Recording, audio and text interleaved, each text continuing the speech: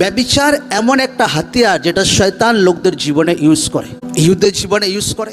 এবার লোকরা না বলুক শুধু ইহুদের জীবনে ইউজ করে, নো, যে কোনো ব্যক্তির জীবনে ব্যভিচারে আত্মা শয়তান ইউজ করতে পারে। সখত মানা ছিল বাইবেলে যে ব্যভিচার করিও না, মতলব দুসরা কারোর সঙ্গে অবৈধ সম্পর্ক রেখো না। যখন কোনো ব্যক্তি ম্যারেজ হচ্ছে, বিয়ে হচ্ছে, তো তার বিয়ের বাইরে যেন সে সম্পর্ক না রাখে। যদি ইউথ এখনও তার ম্যারেজ হয়নি, তার মাতা পিতার অধীনে থাকুক, এইটা ঈশ্বরের বাক্য আপনাকে শেখায়। অনেক ব্যক্তিকে শয়তান ব্যভিচারের হাতিয়ার দ্বারা তাদেরকে ডাউন করেছে।